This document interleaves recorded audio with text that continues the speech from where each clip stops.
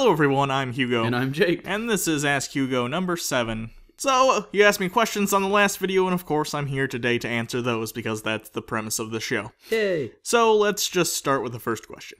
First question from John Fenn. Hugo! If you could choose to believe things because you wanted to believe them, rather than because you actually thought they were true, would you be tempted to believe in Christianity? There is a purpose for the universe and unlimited prizes in heaven, etc. I assume this also means that you are basically wiped of your current stance and probably scientific knowledge? I would say no, because I think it'd probably be really nice. I'd probably be pretty happy a lot of the time, but I think I would be worse off because the opinions I would then form aren't informed well. I wouldn't make decisions knowing that this is the only life I have. I wouldn't make decisions knowing everyone is equal regardless of their beliefs or skin color or whatever. I would have biases based upon that belief, and I think it's a bad thing to have biases based on beliefs that aren't true. And it would be comforting for sure. I'd probably be happier to an extent, but I don't think that makes me better. I think I'd be a worse person for it. Question number 2 from All I Love Is Naruto. Hey Hugo, my name is Dylan, and I found myself becoming more agnostic despite being a strong Roman Catholic previously. My question to you is, when you became atheist, was there a certain moment which convinced you of religion's foolishness, or was it a long period of thinking? Well, thank you for asking that question. I appreciate you being able to come on this channel, even though you're not necessarily an atheist. That's cool, like when people come on here like that. Love it. Tell your friends. I would say, it's a gradual process. There was no one day where I was like, you know what, I don't really believe it anymore. It just happened slowly over time. And even now, I mean, I'm an atheist, but I would still consider myself an agnostic. I'm an agnostic atheist. There's no point at which I've ever gone, I know there is no God. I just became less and less convinced by the claims of Christianity, and here I am. I don't believe them. I consider myself an atheist because I don't think there's a God, only because I don't think there's any evidence for it. So I think I went through a very similar thing for a while. I called myself an agnostic, which I still am, but then eventually it got to the point where I called myself an atheist because I am an agnostic, but it'd be more apt to describe my position on God as atheist.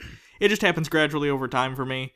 I don't know what's going to happen for you and your beliefs, and I wish you all the best in your self-discovery. Suppy Loco asks, Hugo, are there any beliefs you had as a Christian that you changed once you deconverted besides obviously believing in Jesus? Actually, this is sort of a lot of things, because this all happened sort of at the same time. Before I was an atheist, I was much more open to the concepts of the supernatural in general. So I was much more... I used to love, when I was younger, shows about ghosts and shit. Like, I think that's really interesting, and I'm not saying I would genuinely be like, yeah, ghosts are real, but I'd be like, ooh, maybe ghosts are real. That's totally a thing that could exist. And even things like Bigfoot, I'd be like, yeah, that could totally exist. I was much less skeptical, if that makes sense. Yeah. Nowadays, if you ask me about ghosts, I'd say no, I have no reason to think they exist. It exhibits all the signs of something people have made up over time. But along with that, there's also life after death in general. That was a huge thing for me. When I stopped being religious, that was probably the biggest belief I had that changed. Because sure, just because I don't believe there's a God, that's one thing, but on a personal level, knowing that when I die, that's it, and this is all that you get, that was the biggest that can be scary mental for people. State change. Yeah, and for a while, when I first decided that's what I believed, or figured out that's what I believed, that sucked. That took a while for me to adjust and kind of figure out what meant for me in my life and what I wanted to do with it. The Impiosphere asks Hugo, do you think that a spiritual/religious person could be in a relationship with an atheist? And if so, could there be any complications from this? Footnote, I tweeted something very similar to this the other day because I watched a pretty annoying video by Christians who said they wouldn't be able to date atheists. But it wasn't annoying because of that, it was annoying for the reasons they gave. But anyways. I think they can. I, in fact, know people who are. Yeah. Could I personally? No. But I think that's probably, at least in part, because I'm pretty deep into it. This isn't... Yeah, the show kind of... You can't hide it. Yeah. You can't not bring it up. I can't be like, oh, how you making your money? Oh, well, I do this thing on the internet where I read the Bible and make dick jokes about it. Like, that wouldn't go over very well for most Christians. But even if they were okay with that, I would have problems, not because of their religion, but because of the things that often go with it. Yeah. Like the lack of skepticism, the belief in the supernatural. That stuff bothers me more than the religious aspect. Yeah, I totally agree. I'm pretty lucky in that my girlfriend isn't like that. We're pretty much on the same page as far as religion goes, and that's pretty great. Give me tips, yells. God damn it, Hugo. What the flying buttfuck are your fucking political views? What do you think?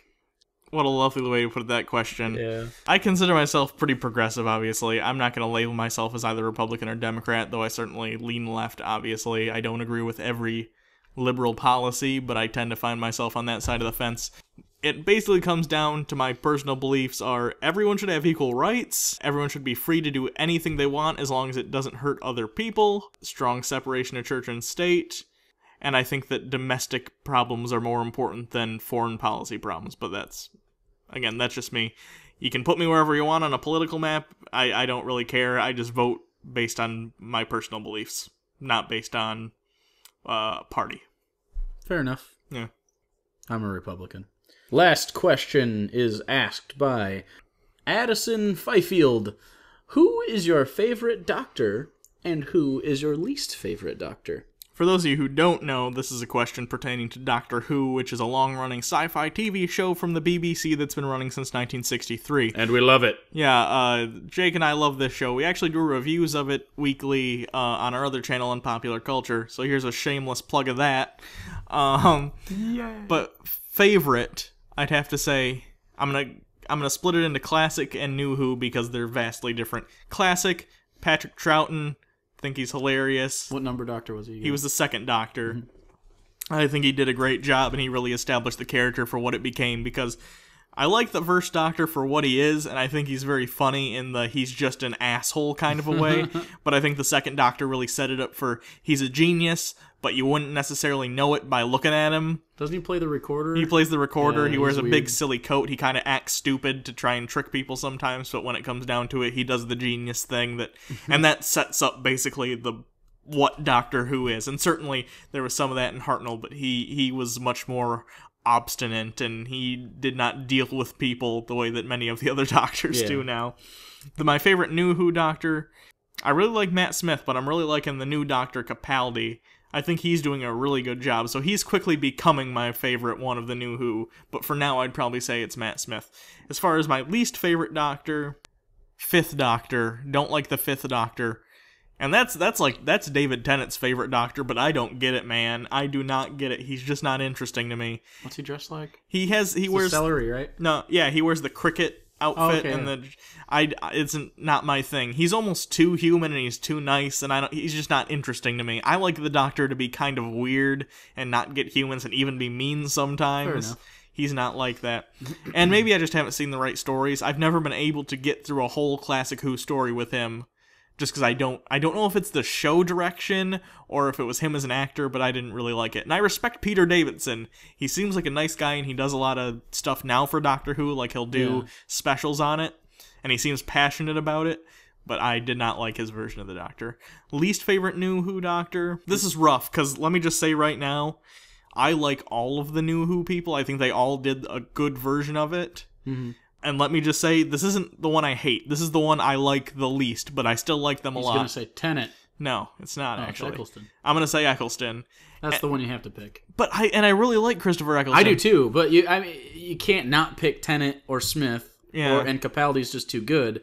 It's got to be Eccleston just because of his short run. His episodes weren't as good as the other ones. But that's not even his fault. That's a I know. budgetary His sample thing. size is just I know. so small that you have to pick him. I gotta say Eccleston, but I still like him a lot. Although I wish he'd fucking get the stick out of his butt and come back and do multi-doctor stories. Yeah, he'd be fun. He'd be such a good doctor. But whatever, that is what it is. Again, if you want, you can go check out our reviews of that on Unpopular Culture. My favorite's the War Doctor. I like John Hurt as the War Doctor. He was good for the 30 minutes of screen time he got. Yeah. Anyway, long enough episode.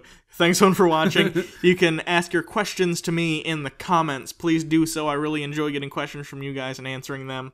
You can always follow me on Twitter at Hugo Reloaded. I haven't been on there a lot lately. I apologize. You can follow me at Bible Reloaded. He's on there all the time. I'm on there all the time. So, thanks, everyone, for watching. Until next time, I'm Hugo. And I'm Jake. And this has been Ask Hugo. Number 7.